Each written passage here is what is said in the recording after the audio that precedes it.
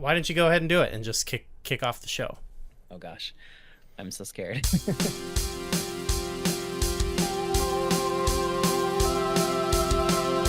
Let's go! It's the Flashback 64 podcast! Woohoo!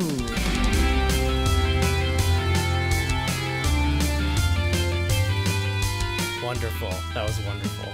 Thank you. Thank you for doing that. Welcome, everyone, to the Flashback 64 podcast, the podcast where we take a look chronologically at all of the games in the Nintendo 64 library. I'm Gooey Fame, and joined by my co-host, McKenna Krebs. How's it going, McKenna?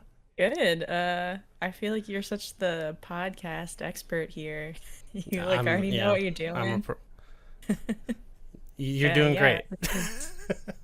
This is my first well, I've been on a podcast as a guest, but this is my first of my own. Yes. Joining us for this very first episode, we're also joined by our good pal Nico Sylvian, aka Nicotendo64, over on Twitch. What's up, Nico? Hello, friends. How's it going? Good. Glad to have you. And we're joined by my brother Michael, aka Golly Rogers, over on Twitch. How's it going? Hey, it's me. I'm the guy. Golly. Wow. we got everyone's got Twitches here. We got some professional gamers here, so we're ready for some high level gaming talk. Oh yeah, pro gamers. I've got some experience. You've got some knowledge. Yes. Oh my God, we'll get to the video knowledge. gamer too. So, what we're gonna do here is the podcast. We're going through all the N64 library, and we're gonna touch on the games and the time period. We're gonna get a little nostalgic. We're gonna be a little historical. But we're also going to be a little bit autobiographical because we're going to get into our history with the games and whatever else we're talking about. And so for starters, I just wanted to ask, maybe Nico, you could kick it off.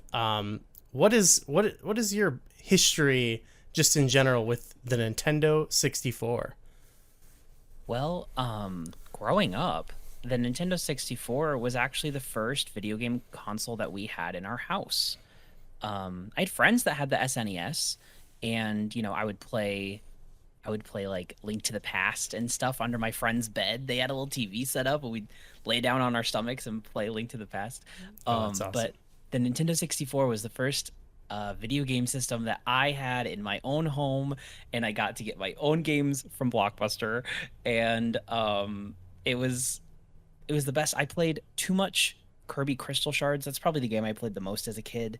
But yes. Super Mario 64, I think, was one of the only games that we owned for like the first year of having the system.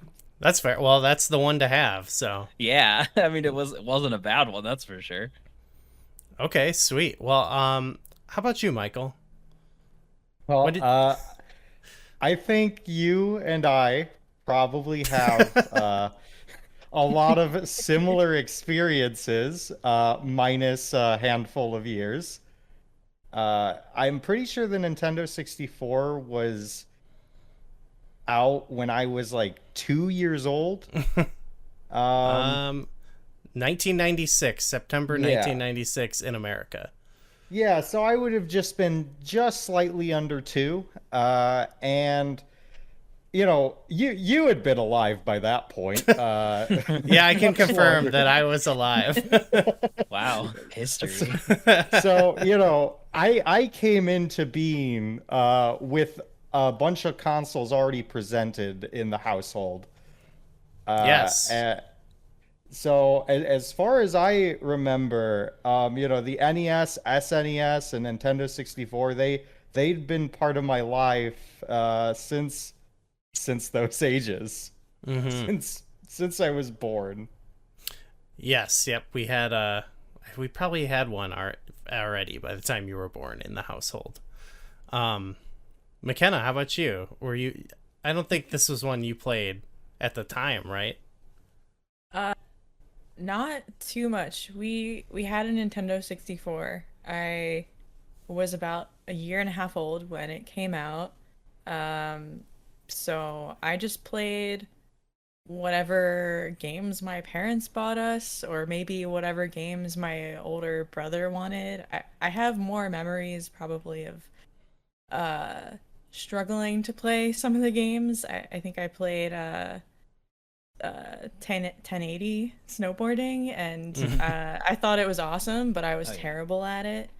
I do remember playing a lot of Mario Kart, but not a ton of other games, and really even as I got older, still not a ton of games.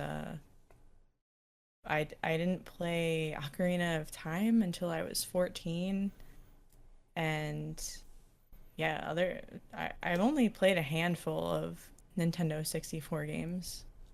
Okay, so we'll have all different, I guess, sort of perspectives, right? Because I think a lot of these you'll be playing for the first time, and we'll be hitting plenty of deep cuts as well. So it'll be interesting, and so yeah, it'll be kind of autobiographical too. Because while maybe Michael, you're saying you maybe didn't play Super Mario 64 in 1996. There's a time in your life where that hit. Where you played that probably the most, so it'd be... Yeah, I mean, I definitely played it a lot when I was a kid. I have fond memories, but it stuck through me through time. For sure. And then Nico, I mean, it sounds like we're going to kind of, when we have you on, we're going to hit probably a lot of the time periods, that you were, as they happen, yeah. Well, I mean, maybe it might not come as a big surprise that my favorite video game console is the Nintendo 64. What? I know, right? Big shocker there. Yeah, for me it was, I don't remember exactly when we got one. But it wasn't the first console I had. The NES was. But yeah, I think we basically skipped Super Nintendo because, we're not getting every console. They're expensive. And I think, sorry, go ahead, Mike. I remember our neighbor had a Super Nintendo, and that is how I experienced the Super Nintendo. I remember going over there playing. So none of us had an SNES. We all just played it at our friends' houses. Yes. Yeah, pretty much. We're kind of on the cusp. I feel like everyone I know who's like a few years older than me are like, they're more into the SNES, where like everyone like my age and like a couple years down are more Nintendo 64, which makes sense. I like for me it came out, I was 6 years old when it came out, which is like prime. Like the N64 lasted from that 5-year period was like my prime gaming years as a kid for sure. Yeah, it's interesting. The Nintendo 64 came out when I was just over a year old. So you obviously I wasn't playing it then, but it was the first console that we had in the house when I think my parents probably got it because my dad wanted it. And I remember just like having it and not really understanding what it was until I was maybe like 5-ish, 4 or 5, and that's when I like actually could hold the controller in my hands, because that's a big part of it. It's a chonker. It's a big controller. I had big hands though as a kid, so it kind of worked out for me. I also remember just being able to like read and stuff helped get me into games more. You know what I mean? Oh yeah. Because I was playing like Legend of Zelda as a kid and wandering around and being like, I don't know what the hell's going on. You had no idea. Well, yeah, like, you could play Ocarina of Time at the age of 5 and no clue what's going on. You're just running around, rolling through Hyrule Field. I had the luck of being able to copy whatever Goo did. Lucky That's kid. true. That's true. Yeah, I was definitely reading before I started playing video games. Okay, we got a brainiac over here. I was a very big reader as a child. Nice bragging. So I mean, this was a big deal. This whole generation between this and the PlayStation, kind of revolutionizing 3D gaming and all that. And it's safe to say that we're all we're Nintendo fans, right? I mean, we play stuff on. Nah, hardcore Xbox for me. Yeah, I know we play some PlayStation stuff like that, but I think growing up, we're all pretty, especially as Zelda Dungeon people are super on the Nintendo side of things. And so, obviously we're going back talking about this console we love, but I think what's interesting looking back on it is kind of this is also kind of like the first dent in Nintendo's armor of like being a total powerhouse, before this, they beat out the Genesis or whatever. But here now you've got the PlayStation starting to rev up, and you had a lot of, a lot of third-party creators that were normally associated with Nintendo went over and worked with them because they could do more with the discs and the storage and all that. They lost things like Square and whatnot, but I don't know. I think that's kind of interesting. I was looking back just at the sales of this console, and it was beat out by the PlayStation. So it's like, oh, okay, this is like, Nintendo until they get to the Wii. They kind of dip. Like, obviously they're not going anywhere, but they sort of dip down in the popularity a little bit. And so I think that's something that is interesting to recognize when I normally think back to, I mean, it's an awesome console, awesome multiplayer, but, it had its weaknesses, I guess you could say. Yeah, I feel the GameCube was underappreciated at the time. For sure. I mean, there's a lot of, we'll do our GameCube podcast next, obviously. It might take a bit. There's obviously a lot of good stuff going on there too, but it was kind of, I wouldn't say it was like a low point, but I feel like that was probably, well, I guess the Wii U, that's probably the low point. Yeah, probably. Definitely.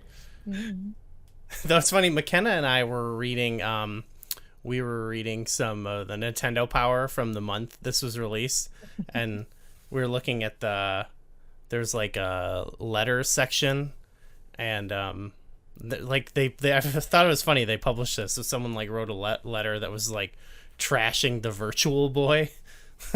They're like, stop publishing stuff about this garbage console.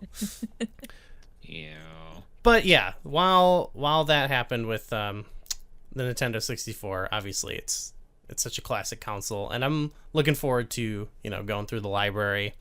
But the other thing we want to do is we want to talk about like the actual time period it was released. Like I said before, it'll be a little fun to we'll get a little nostalgic, and we'll also hit on kind of big historical events, and I don't know, it's just kind of cool to like contextualize it. So we actually have we have a whole segment for that, but I kind of wanted to, if you guys don't mind, do almost a little we'll go through 1996, a little bit of pre game where you kind of lead up to the beginning of the year. In 1996, we all remember the biggest shows of the time: Seinfeld, ER, Friends.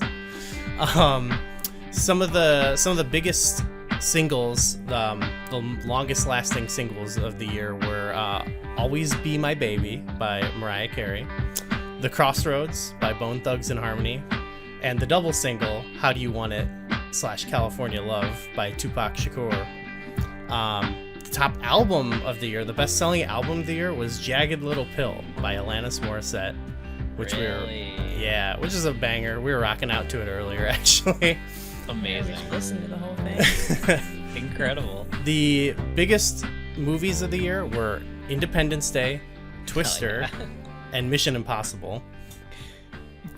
I also wanted to shout out, this was the year where the Bulls won the NBA Finals championship for the fourth year, and Michael Jordan was MVP. So that was his fourth championship. And also Space Jam came out that year. It was like in the top 10 highest grossing. So, Michael Jordan was huge at this time.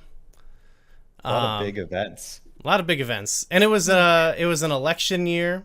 My first birthday. Yeah. all of our first birthdays. Well, Yeah. You. Except for my Gooey. 6th birthday.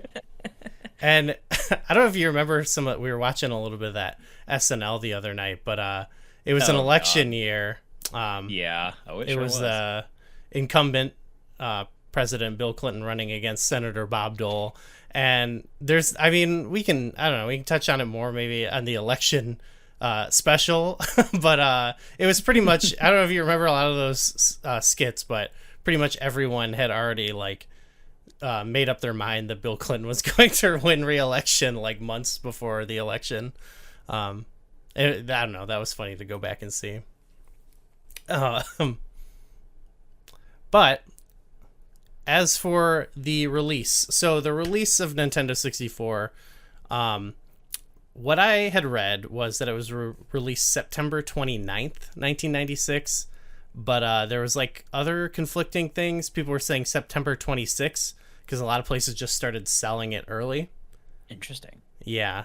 So I don't know. We kind of have a gray area here, but for that actual week, let's say, the Macarena Bayside Boys mix by Los Del Rio had spent 9 weeks at #1 on the Billboard Hot 100 charts, just dominating. And I made that playlist. The Macarena, different versions of it, are on the top 100 3 different times. So the Macarena was crazy. Speaking of the election season, I remember at the Democratic National Convention, they were all doing the Macarena. It was, I don't know. We were listening to it on our drive, and it's man, we've listened to it a lot. All these kids doing their Fortnite dances when they could be doing the Macarena. I know. The Macarena was life-defining. I've been doing the Macarena my whole life. Other Probably songs. the first dance I learned, Oh yeah, easy. Oh, yeah, it's got the beat right there for you. They did not all know how to do it at the Democratic National Convention.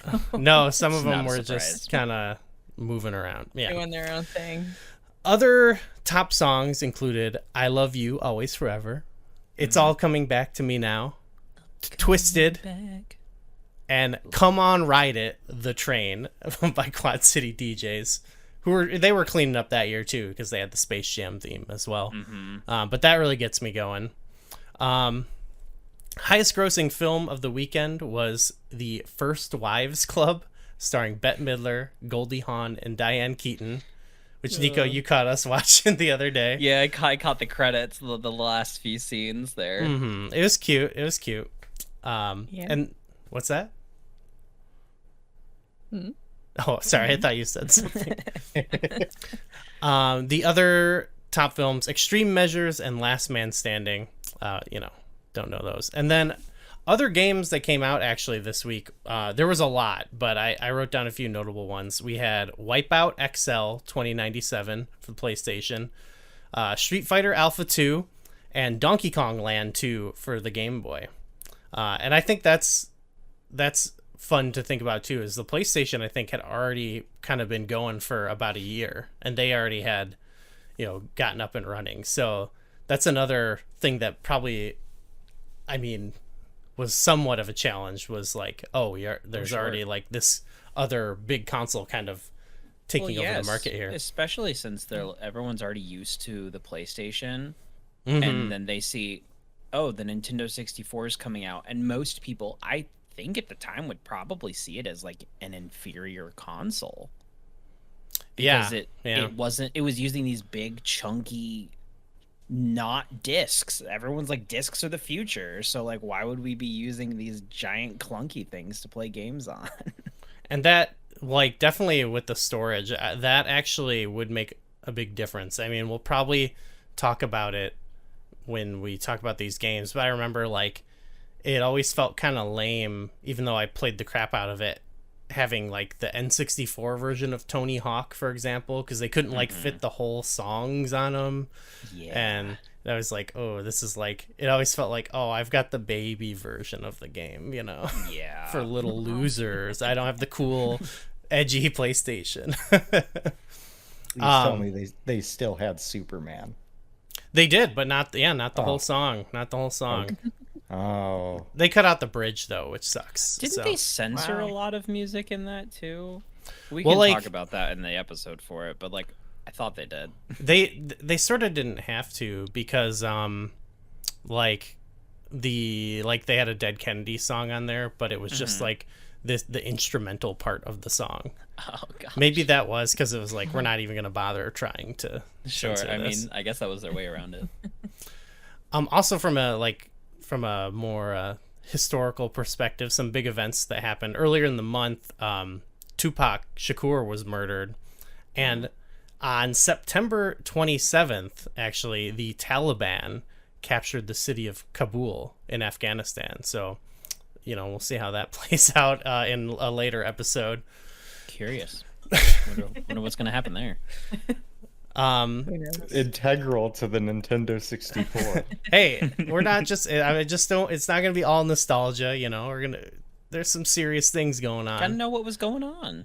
Which also, I just think it's kind of interesting because, like, when I was 6, you know, I wasn't really thinking about that. Like, actually, my first, like, political memory is, like, being in kindergarten and this election, like, we had to, like, pick who we would win, and, like, they had, like, around each of them, they just had, like, an outline, like, you know, a box outlining them, and it was, like, Bill Clinton had a blue outline, and Bob Dole had, like, a red outline, and I was like, oh, red is a way cooler color. So, we did a little fake election in kindergarten, and I voted for Bob Dole because he was the color red. I feel like I had to do similar things at different eras in my school about fake elections. Yeah, I definitely remember doing one. Maybe in 2000, or the next one, or 2004, maybe both, in elementary school. I feel like I did in 2004. Yeah. So yeah, I think there'll be some, even though some of these things might be kind of dark, it's kind of fun or interesting to be like, what was going on when I was, you know, just a stupid little baby and I didn't know what's going on. But we should talk about the games. McKenna, why don't you tell us about Pilotwings 64? Pilotwings 64 is a flight simulator game where you'll attempt to earn your pilot licenses for the autogyro, jetpack, and hang glider by completing courses with various objectives, such as flying through rings, landing on platforms, taking photographs, and shooting targets, such as a giant monster. There are 6 playable characters and bonus content, including a human cannonball and skydiving minigames, and a free-flying mode. So, I already know, I know how you guys feel about it, so I want to know first, Michael, do you have much experience with this game? Have you played it? So, I played it for the first time about a week ago, you know, just to give a fresh perspective. Okay. And I'll say that going in, I wasn't expecting too much from the controls, but I feel like they were slightly better than I thought they were going to be. So I feel like the controls, they hold up fairly well. I would agree, big time. Yeah, I played about 4 levels. Not too much, but from what I played, I enjoyed. I ended up getting to this level where you have to skydive down the side of a cliff, like with a waterfall. The chicken dive. And you had to go through all these reeds, and I kept crashing into the mountain. And that's about when I put I put my Switch down. I think that is the second hang glider level. It's pretty tough. So we played a lot of it together, the 3 of us. We played it first on N64, and then we all were kind of messing around with it on Switch. But yeah, that was a big level. that we had a hard time with. It was a tough one. What you're saying about the controls, like obviously like there's some things that are hard to do on it, but like overall, like just like the feel of like the different types of things you were flying, like I thought it did do a good job of like capturing the feeling of doing those things. I was even a little impressed. I went back and loaded up the Pilotwings on SNES, and I had some different types of games, and even then it felt like, oh yeah, this feels like, it does feel like a simulation of it, you know. It, like you, like they, I don't know, they just do a good job of like conveying like the weight and stuff of the thing you're doing, and like the control of going with the wind and stuff like that. I completely agree. The difference between like the hang glider, the copter, and the jetpack, each one of them feels so different to control. I mean, obviously the actual controls are different, but you can actually kind of like feel the weight, like you said, of each one when you're playing, which is very impressive for a launch title. It's a launch title, right? What are the launch titles for the N64? I think that's pretty impressive. I'll be real. Yeah.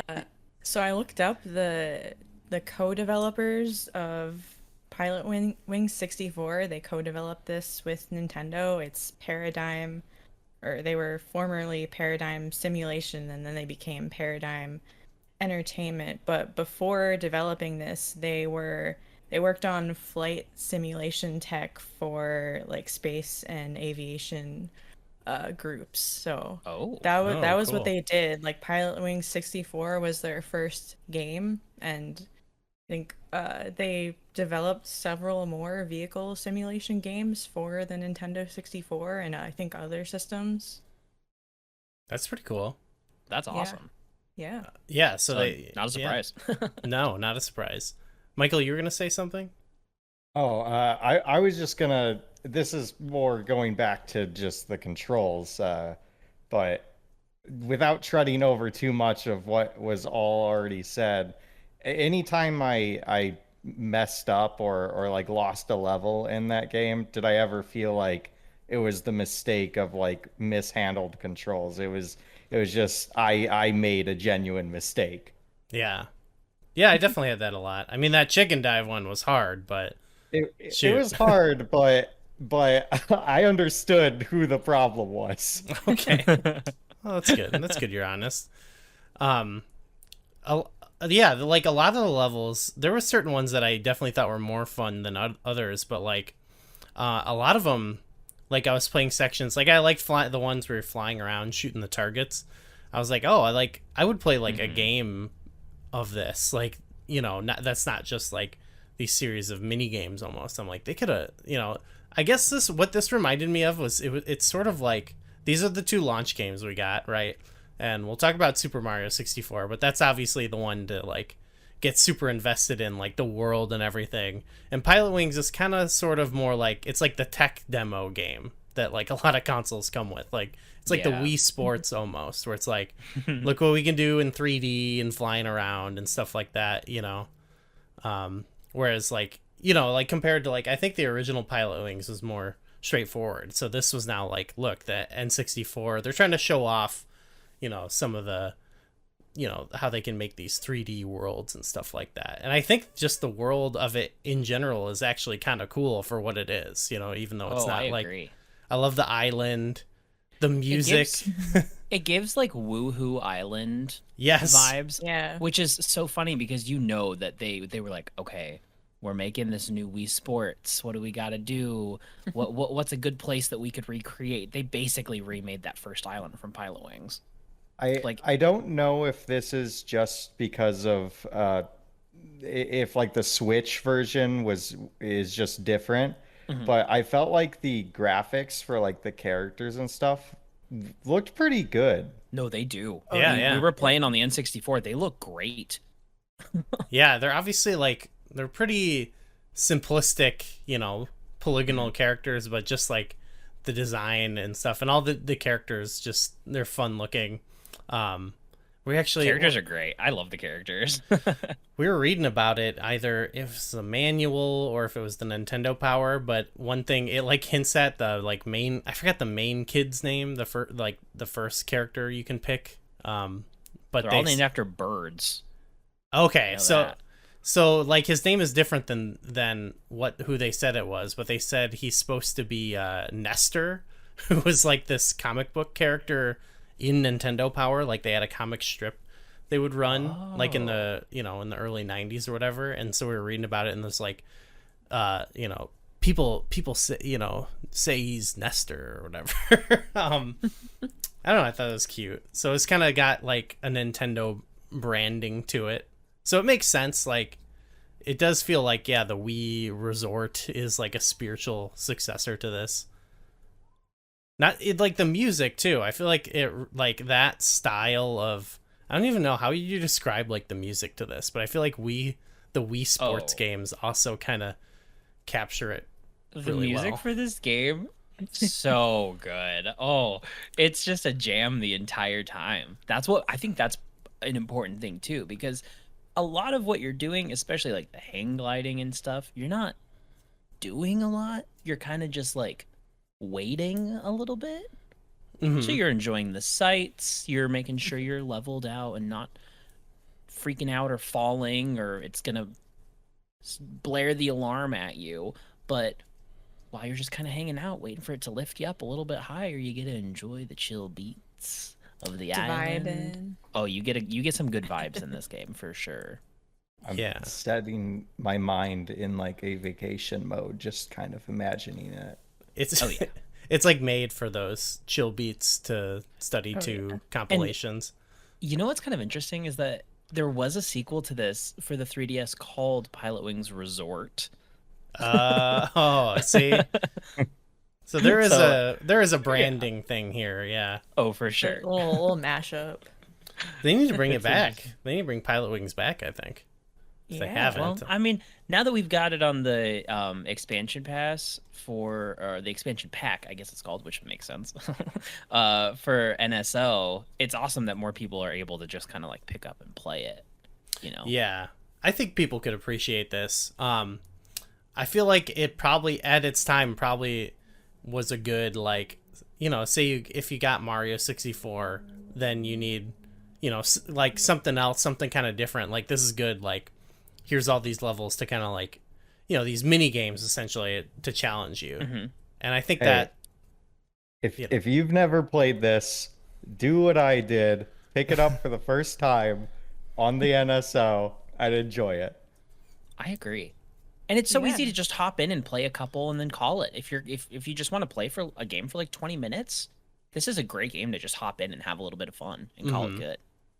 Yeah, true. It's like not, like as opposed to like, if you were invested in Mario 64 and you needed a break or something, or any game now for that matter. But why don't we switch gears and talk about Super Mario 64? Super Mario 64 is the first 3D Mario platformer where you have the ability to control the camera, or perhaps the camera operator, and move about the world in new ways. Mario will navigate Peach's castle, the central hub of the game, which has been taken over by Bowser, and collect stars by jumping through paintings into different worlds and completing a variety of levels.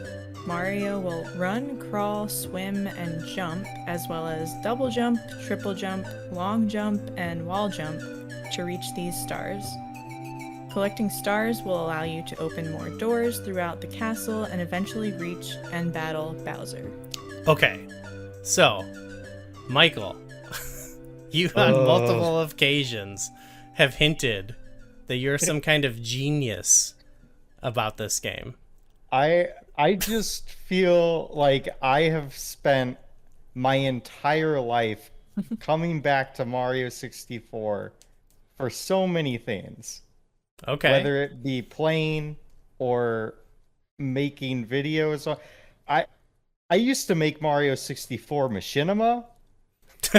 I know, I've never seen this, but I've heard about it. You've never seen it. But I've made it with like friends. I've played it. I feel like I've never speedrun it, but like this game's huge. People love this game, especially like speedrunning communities. Yeah, it's got a big speedrunning scene for sure. Okay, so you by knowledge, I thought you meant like you were gonna, reveal some deep knowledge that we didn't know about here. I mean, there are a lot of random facts and tidbits I know about Mario 64. Like, for example, here we go. Tidbit. Like, did you know that despite, Mario 64 being on the Nintendo 64, it is actually a 32-bit game? Whoa. What? Yeah, That's outrageous. The game was made with 32 bits. Wow. I've never known that. That's pretty cool. They should have called it Super Mario 32. Nico, I mean, you've already kind of hinted at it, but I think you've probably got a similar story. It sounds like this is a long-loved game for you. I have sunk countless hours into this game. It's truly my first 3D video game experience where it really felt like I had control of anything. I don't know. It changed 3D video games forever because it was it was the first Nintendo one. And I don't know. It really just kind of put me into this mindset, even just like as a little kid playing this, as to like, whoa, video games are cool and I can just like explore and discover things and I don't know, just like have fun at the same time. Whereas a lot of other games I had played with friends, and admittedly, Link to the Past, I'd been playing before this, I didn't understand it as a kid. And so I was like, this game sucks. I don't like it. It's hard. And so, I don't know. Obviously, like, I like it now as an adult that understands the game. But I think Mario 64 is kind of what taught me that video games can be for anybody. And that they're just like, yeah, you can play this and have a really good time. And it kind of is the game that got me hooked. So this is your first Mario game too, right? I would say no, because I do remember playing Super Mario World a lot. And I'm assuming I played that before this.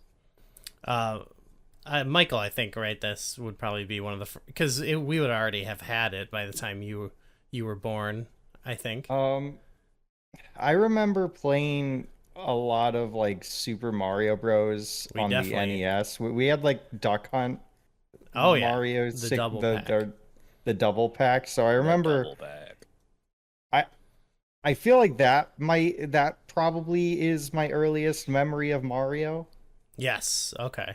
Yeah, that is for me too. Like the first Super Mario Brothers. Like as long as I have had memories, like I remember playing that game. So this game was really big for me. Like I said, I was still kind of too young to like know that I really probably didn't even understand the concept of things coming out necessarily. You know what I mean?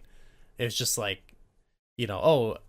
I can't wait for the release date of Mario 64. I was like 6, so I was dumb. I don't know, but it exists. It exists. I just remember Mario 64 existing and it blowing my mind. But McKenna, you're a little different, right? This was your first time ever playing it. Yeah, this is completely new to me. I hadn't even played very much Mario before. I played Mario Kart. Well, I've played Mario Kart and Mario Party since the 64 on various consoles, and then my first kind of main Mario game was Mario Odyssey. Wow. So, wow, spoiled. That is a good first game. I know. I was like I played that and I was like, gosh, do I like what do I play? Do I go back and play another Mario game? That was so good. I really enjoyed that one. I feel like I don't play a ton of platformers. But yeah, playing this was fun. It was the style, just starting it felt very nostalgic. Even though I didn't play a lot of 64 games, I remember watching other people play it. 64 games, and I was kind of just immediately charmed by it. Okay, so you have a good impression of this, because that's what I was thinking when you tell me Mario Odyssey is, I imagine just some people would be like, you know, comparatively, there are certain gameplay elements there that maybe feel it's like a more smoother experience. I feel like, not to say this isn't, but you know what I mean. Like it'd be like going from playing Breath of the Wild to Ocarina of Time. You know, you would. Yeah, I had a much harder time with Mario 64. Particularly a lot of the depth perception stuff, which actually I Yeah. think was common with both this and Pilotwings, is that if I was having an issue with playing, it was usually a depth perception issue. That's fair. That's fair. But you mentioned Odyssey. I feel like when I play Odyssey, like obviously so much of the DNA of Mario 64 is there.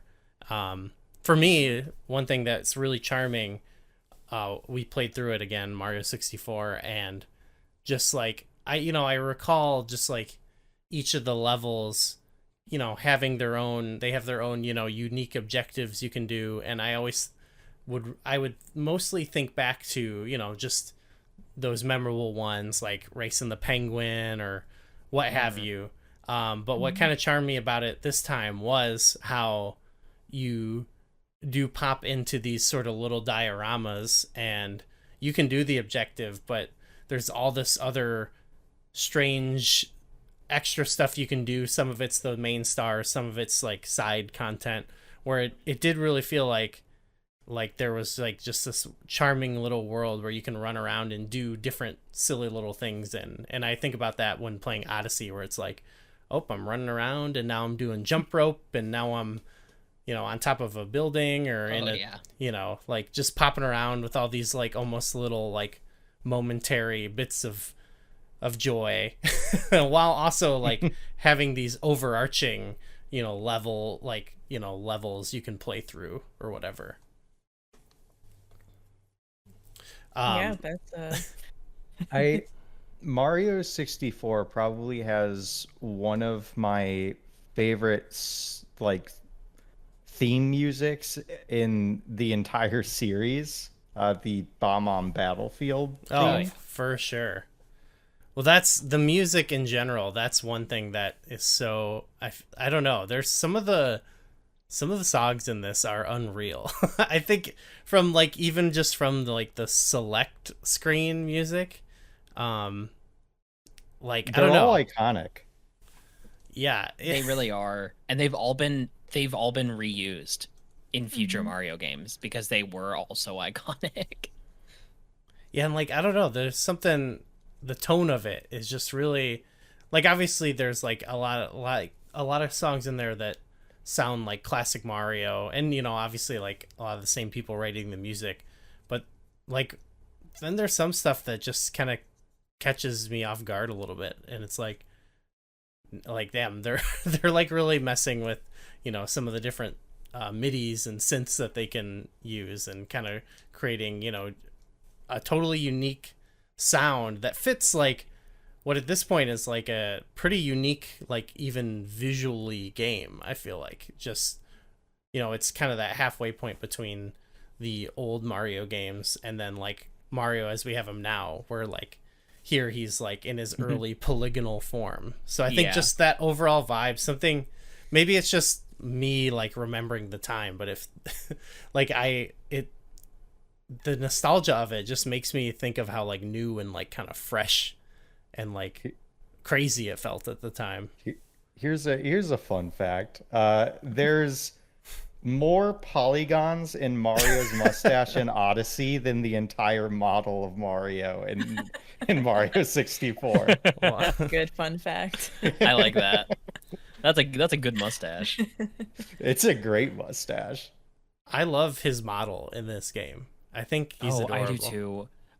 The Super Mario 64 model I think will always be my favorite version of Mario, because he's just, you just want to just squish his face like an old Italian grandma and feed him spaghetti, which he's dreaming about it, so he wants it.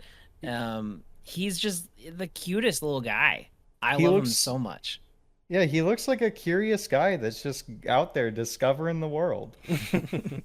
I just remember noticing how colorful it was. I Oh, it love is. colorful games. And I remember one point looking, I don't remember what I was looking at, but there was just this like textured area with that had tons of little colors in it, and it reminded me of Skyward Sword, which has one of my favorite Zelda art styles because you Oh just yeah. look at the dirt, which in any other game is just brown, but the dirt in Skyward Sword has tons of little colors in it, and I got super excited about that. Yeah, It just is a the very colorful game, which I think they definitely wanted to go like all out. You Mhm. know, they wanted to be like, look at what we can do. We're gonna push it to the limit. We're gonna show you everything we got, and I think they did it. I think they did it. Yeah. It's it's also a game that does a really good job at reusing assets and Hmm. like you that's almost classic Mario. Remember the Oh yeah. cloud and the mountains? cloud and Yeah, the you got the. mountains. Yep. Like in Mario 64, the boos, they're like high-pitched little laughs is just like a reused Bowser Hmm. sound from the game. Oh, that's cool. Wow. Yeah, definitely clever. Yeah, a lot of clever stuff here. Like that's what it's.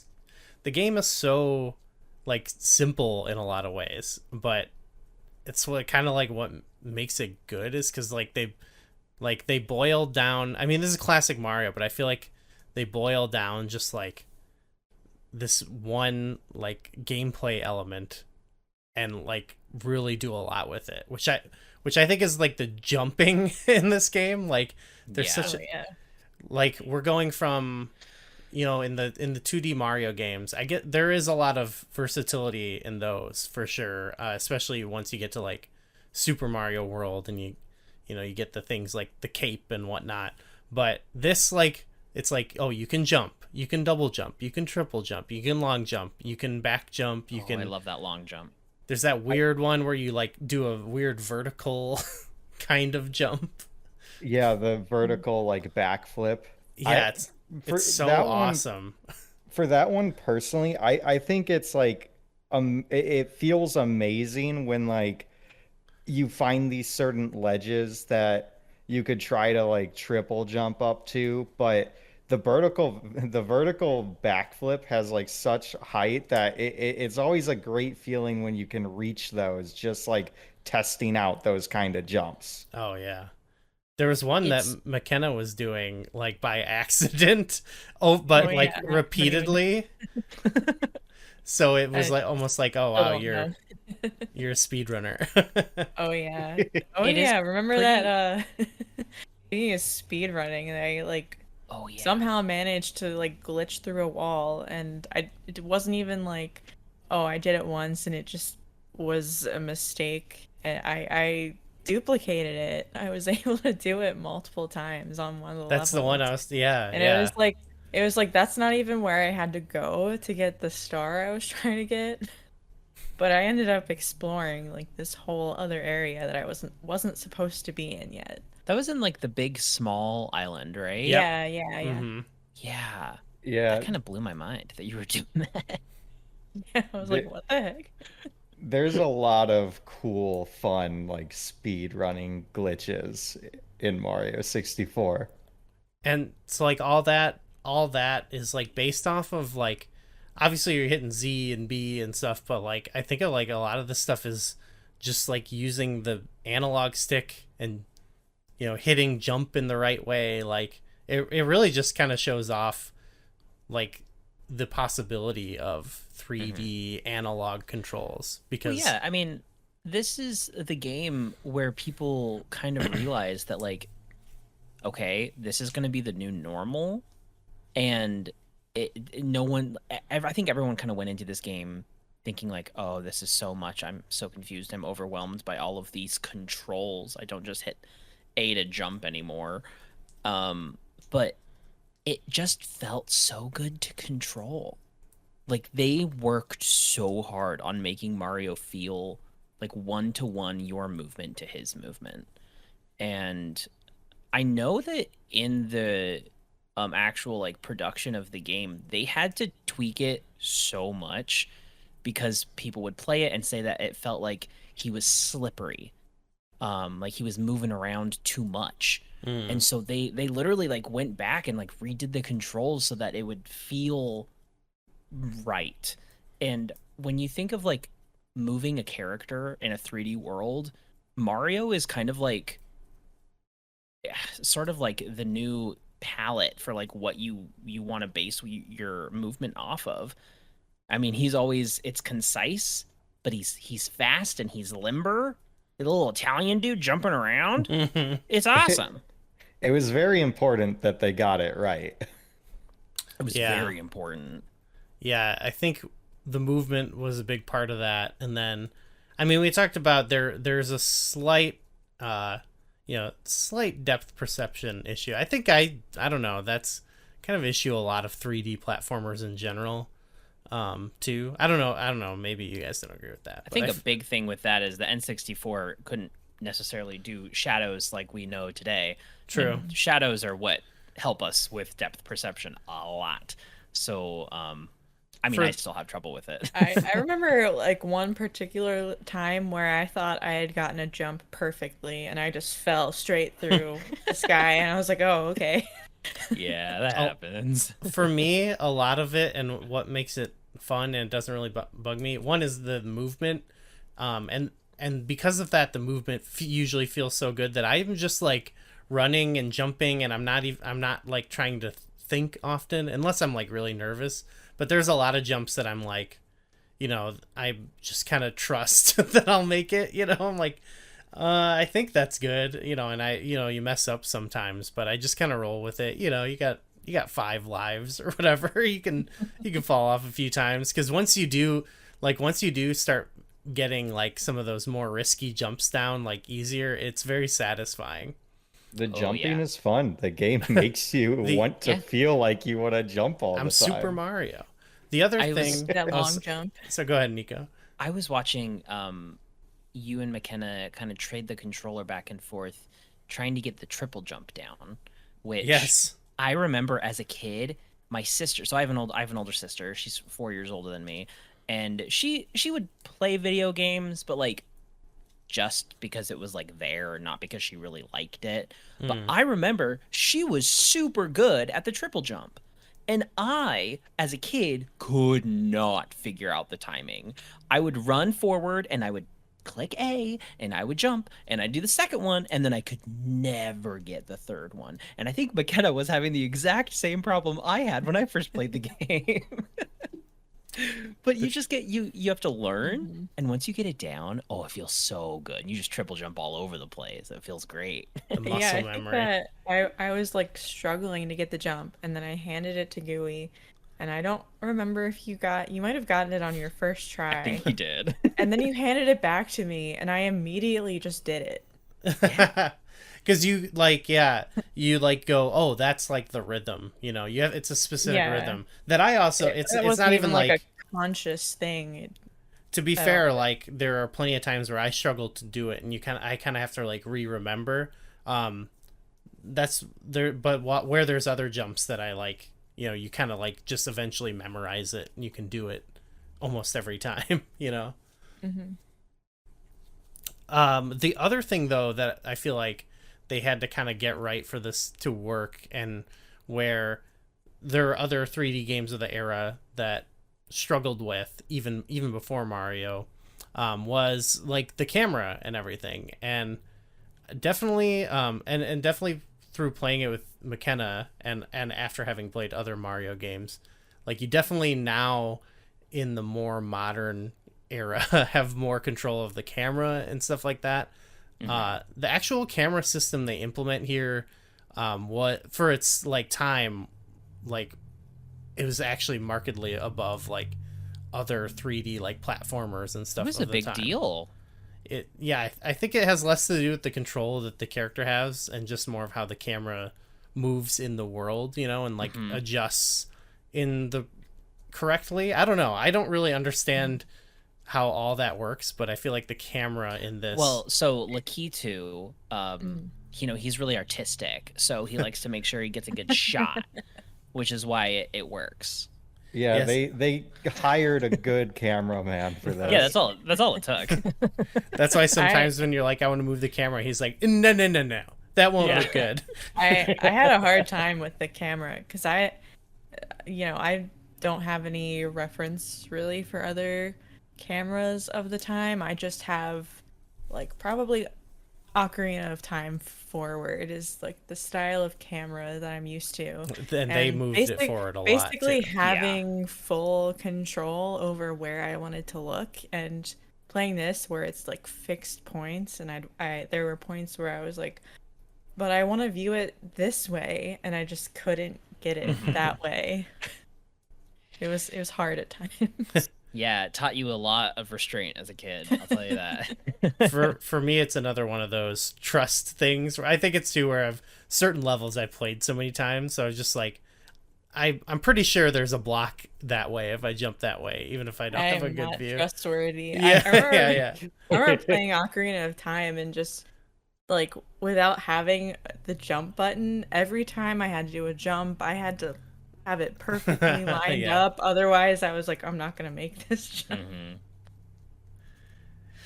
Yeah. So, but I think, for like, definitely there's been certain things that have even come a long way from there, but I think, this was pretty revolutionary, and I don't know, I still appreciate it. There's a certain charm to the making it a character, the camera a character, also really That was a great idea. helps a lot, because you're always thinking about him. You got a buddy. And I mean, if you look at it, so the game did actually win an award for best use of innovative technology for that year. In fact, I'm looking at its list of awards, and it won every single award that it was nominated for. Wow. I'm It's sure a lot. there's probably someone out there. There's probably a video out there somewhere where you can get a more technical breakdown of that stuff. Yeah, I don't really know how any of that stuff works, but I definitely know, just compared to having played other games of the time, like that this feels so good compared to them. The small bits of voice acting for Mario also helped, like, give big personality to the little guy, I think. Oh, 100%. He wouldn't shut up. Yeah, his voice acting is great. I mean, it I don't know. I mean, it adds to the fun, the fun level of when you hit jump, this guy goes, woohoo, Yeah, I love it. Just a little like, hut, hip, oh. You can't help but smile. It's just cute. I like all the voice acting. It's sad when he gets hurt. When he dies. His little oofs. Oh, I love his ooh. Ooh. Yeah, that like kind of scared me a little as a kid. And well, speaking of that, Goo, you and I were talking about this because we were looking at the theme music for the show, for the pod, and I put in the little like the womp womp womp womp, right? But we realized that is not in Super Mario 64. No. We were looking, we were like, okay, what is the game over screen for Super Mario 64? And it is some weird, kind of creepy, like, and it's like Mario looking real sad. And isn't he like, yeah, it's not a good screen. I mean, I didn't see it that often, but the classic game over theme is way more fun. It's just his head too, so it's even more like it is a little weird. It's like he got decapitated. A little creepy. The head, that was another thing that made it feel like I'm playing a game from the future. Was you start up the game and there's, you've got the Mario theme, but it's that weird, like, there's like the crazy drums going on underneath. Yeah, and you get to move his head around and like stretch it.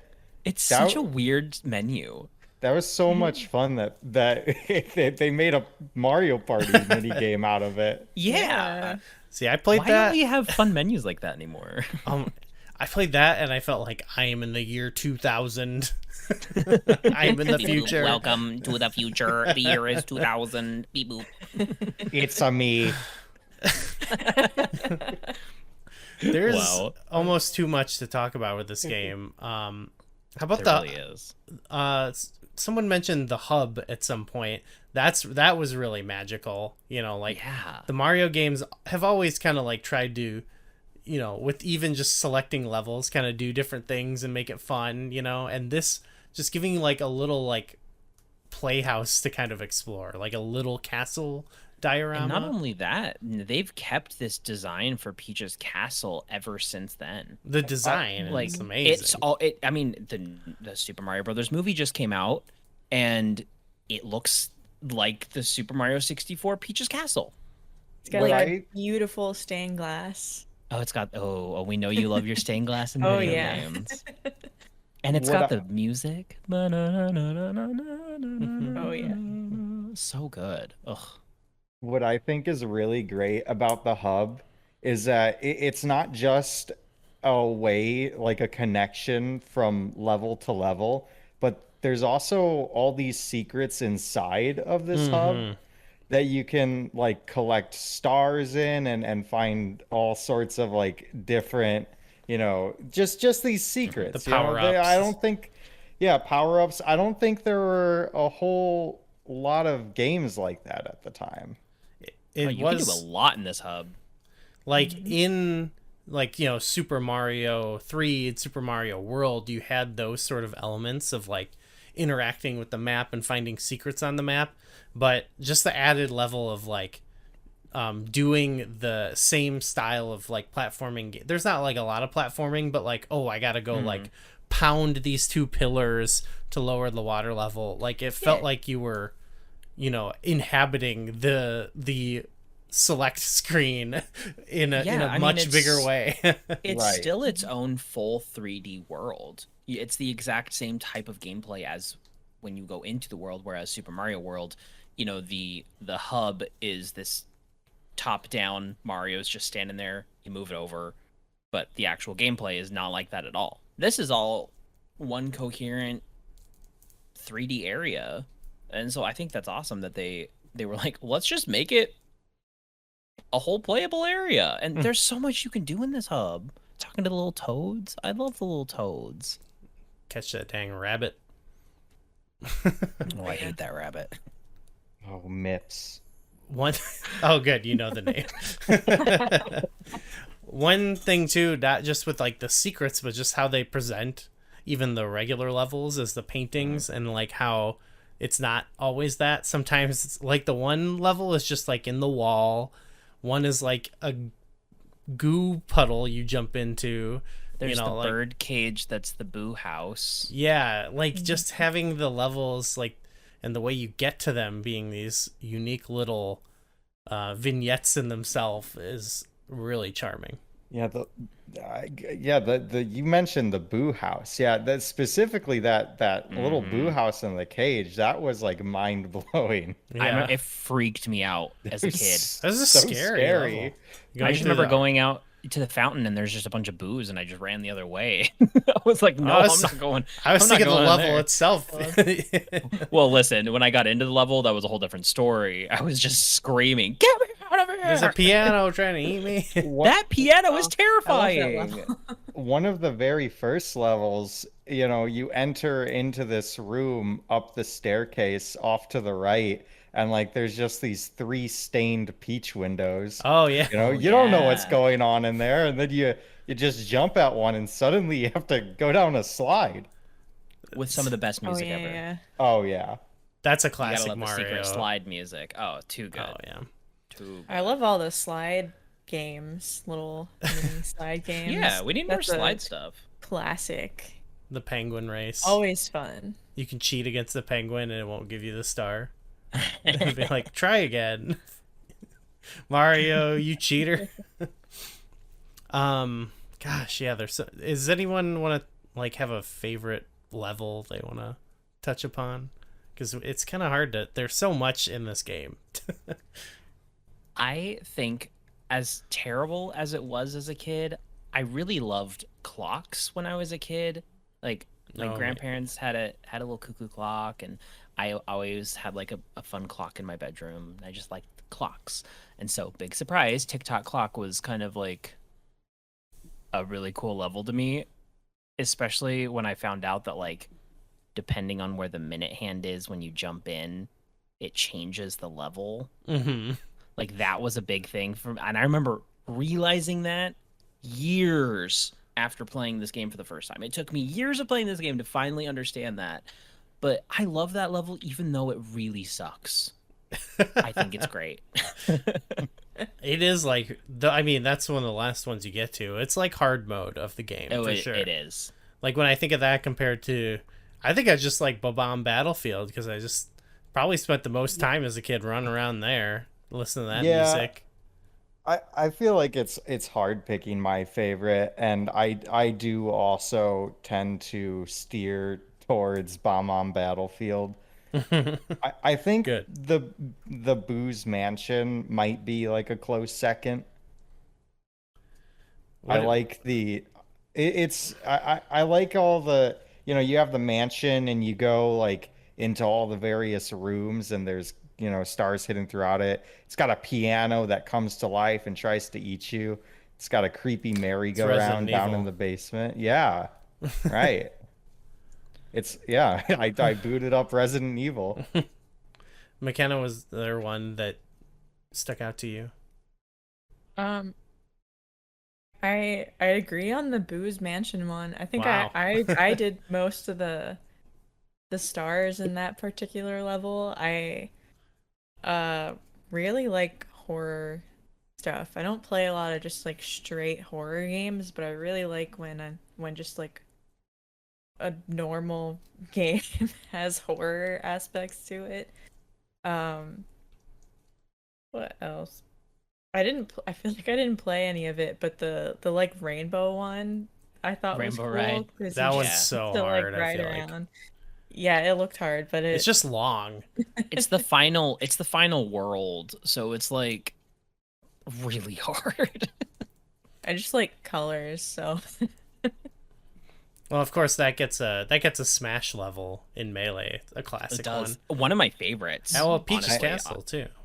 I do have to give a special notice to Jolly Roger Bay for just Oh. being very aesthetically pleasing to me. Oh, well, I mean, Can't let's figure talk. why. yeah.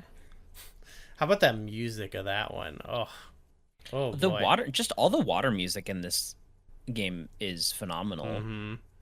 I mean, like Dire Dire Docks to this day, I think is a lot of people's favorite Mario song. I often find myself needing to wind down, putting on some Dire Docks and just Yeah. There's and some just good letting remixes it out there. flow Yeah. into me. You know what? I want to shout out a song then too. The underground theme, like in the Hazy Maze Cave, because Okay, yeah. it is like it speaks to that specific like new vibe the game gives off. Is that it's that classic underground theme, but it's kind of like it feels like, what's the right word? I don't know, like industrial, not industrial, but I mean, that's not entirely wrong.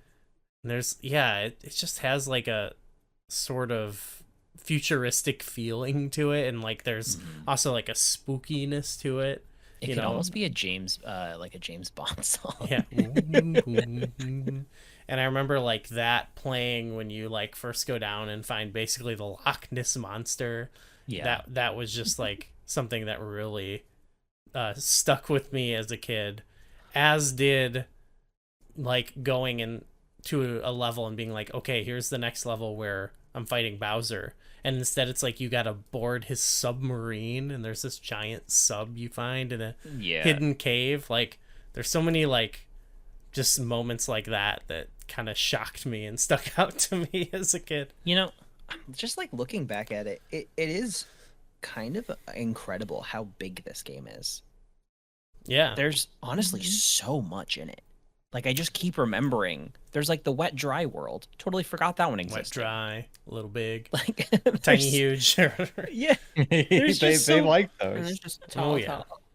Yeah. There's the just Just tall a- mountain. It's very tall. So there's a Extra couple tall. mountain levels, Yeah. which makes sense, I Yeah, guess. doing a lot of mountain climbing in this game. Yeah. It's just, yeah, it is just so cool to see how much they put in. They put so much heart into this game because they knew it had to be perfect. And it's not. It's really not. But I think it's charming in every way it could be, you know? Yeah, they were able to get a lot in this game. And you know, there's a lot more they wanted to get in. Did did you hear in an interview Miyamoto had discussed how they made like these early playable prototypes I where don't think I've heard this. both Mario and Luigi were like playable. L is Yeah. real. L is Yeah. real. I didn't want to, I didn't want to talk about it because I am kind of sore there's no Luigi. My I know boy. you're a huge Luigi fan, so it's a little. I There's imagine it's a little sad that Luigi. It is sad. I mean, the game is Hey. so good that it's hard to hate, but like that is a Who- sore spot. You can play Luigi in Super Mario 64 3D. Yeah, I know, but DS. they got to Not 3D. release that. DS. They got to Yes. release that on Switch. I'd play it though. Yeah, okay. That's a good game. Yeah, there's a lot you can do. Like we kind of beat it, I think, with the minimum amount of stars, but like there's still like so much. Like Odyssey has that too, where like even after you do complete this world, there's just so much you can kind of go back and challenge yourself more if you want. Because it's fun. Yeah, Like it's just enjoyable. It's a good time. yeah, like the actual like story of the game and whatever is really just meant to facilitate getting to all these levels and wanting you to play more. Essentially, you And beat I it. mean, You get to get a slice of cake. you do get your cake. Yes, That's I love true. that. And Peach's voice acting, I think, is really cute too. I do love the little note at the beginning, especially. It's so cute. She gives Mario a little kiss at the end. Oh, I don't know. There's like, they obviously, like you said, they went incredibly simple on the story, and it's kind of a story that they've always sort of joked about since then. Hi, I made a cake, come get it. And now it's always Yeah. just like, oh, okay, whatever. The Mario story. It's never didn't- that. It didn't need that big of a story. It worked so well without this giant story. I mean, you look at future Mario games. Like the next big 3D Mario game is Mario Sunshine, and Even that then, one I don't think is- it's like it's hardly a story. Yeah. There's this random court scene, and then go clean up the island, and then it's just the game. The Mario stories more. They're a vibe. 100%. Oh well. I don't know. I don't know what more to say. Like, what else there's to say? Obviously, like we just kind of fawned over it. But it was like, yeah, it was such a big thing for gaming, and obviously for all of us. There are a lot of little details you could talk about for We could talk hours, about- probably. Yeah. Exactly. Well, okay. But I will say- Give us a tidbit. Let me say, this isn't a tidbit, but if you were like McKenna used to be, and you've never played this, try getting Nintendo Switch Online expansion pack. Hop on a family plan with some buddies. Y'all split the price. Super affordable. And you know what? You play this game, and let me tell you something. It is wonderful. You're gonna have a good time. If you've ever played any of the new Mario games, it'll feel good. People think it's bad because it's old. And I think that is the worst mindset to have for video games, because so many people do. They think, oh, I don't want to play this game because it's old. And I'm like, okay, give it a try. You might really enjoy it. And so to anybody who hasn't played Super Mario 64 for whatever reason, obviously there's people like that out there. Like McKenna used to be. Give it a shot. Give it a shot. Just play it. If you like taking games and finding ways to break them and glitch them Okay. intensely, there's a ton of ways This is a good one for it. that this is a very good one for it. If you want to jump, double jump, triple jump, backflip jump, Or long jump? jump. Oh my You're- god, this is I'm interested. You're blowing my mind. Yeah, I mean, No way, there's all those jumps. This is for jumpers. He can even break dance. That's Sure. you can. You can fly sometimes, or glide, I guess. You can lose your hat. You can be Yeah. metal. A little monkey can steal your hat. You can be. You can be metal sort of and invisible. Invisible, yeah, at the same time. Yeah. Sometimes you have to be. It's a cool game.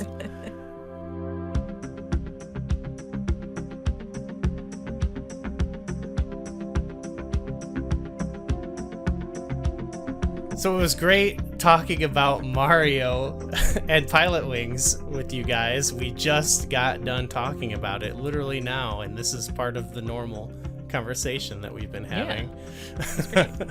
But as I said, we're going through this chronologically, so we actually have another set of games. We're going to be in, I think it's November 4th. I'll have the details up next time when I think about this, but November 4th, 1996 is the next release date, and it covers both the games Mortal Kombat Trilogy and Wave Race 64, which I'm also really excited to talk about.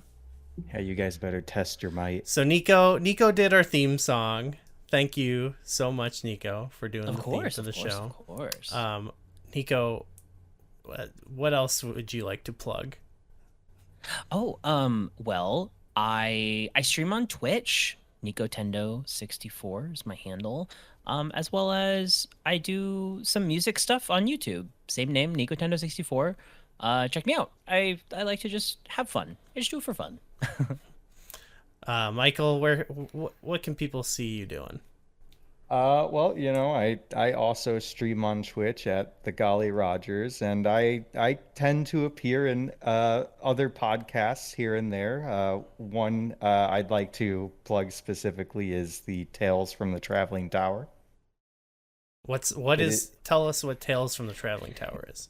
It is an anthological D&D podcast hosted by Maddie Matt Art on Twitter. Hell yeah. Well, both these guys have fun things going on Twitch. We watched a video where Michael, you ranked dinosaurs. Yeah, one of my chatters really liked dinosaurs on that day I was streaming, and they wanted me to rank dinosaurs, so I decided I'd do it. And Nico's got a lot of great stuff going on. Shiny hunting. Do a lot of shiny hunting in Pokemon Violet right now. And pretty soon I'll be playing a whole lot of Tears of the Kingdom. Tears of the Kingdom. Yes. Oh yeah. Yeah. I'm gonna be in that same boat. Yeah, I think everyone's gonna be playing it. I mean, let's be real. Oh, you know what? I didn't even think about plugging ourselves. McKenna, where can people find you?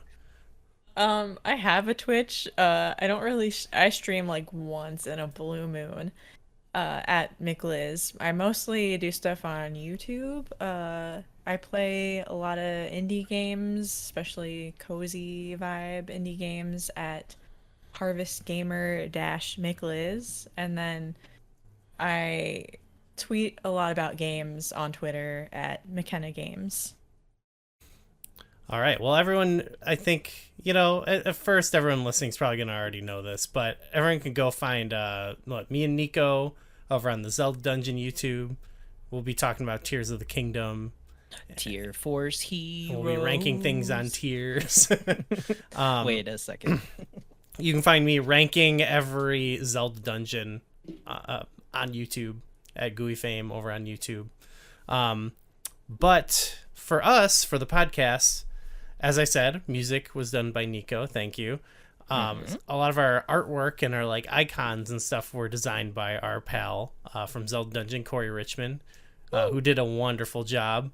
Obviously, everyone, please subscribe, comment, all that. If you're listening on YouTube, you can find us it should be on every podcast platform. Leave a review. Leave a review, rate it or whatever. I want to be the #1 Nintendo 64 podcast. I don't know if there are others. But we're gonna kill them. Yeah. We're on Twitter at Flashback64pod. If you want to email us, you can email us at flashback64pod@gmail.com. People don't email anymore, but if you email us, we'll read it. We'll talk about it. Maybe We'll be not on the spared. show, but we'll look. Be spared. And join. We got a little Discord right now. It's just for our select group of people. But you can come join it. It's in the. I don't know. Can you? I don't know if you can do a permanent Discord link or URL. You thing. can. You can. You can. Oh, okay. Well, we'll figure that out. For now, it'll be we'll just put it in the description. Go click Cool. it. But we'll figure it out later. And yeah, speaking of, we have other guests to come, and we'll probably be talking to Nico and Michael again too. So, Well, thank you thanks for having us. Yeah, thank Yeah. you for coming. Joining. Yeah, I like this is good. This is fun. Thank you. I'm glad it's already reviewing well. Sweet.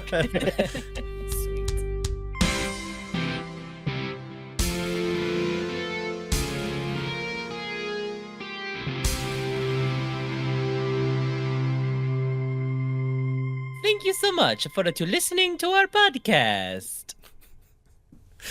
All right, cool. Thanks. Nice.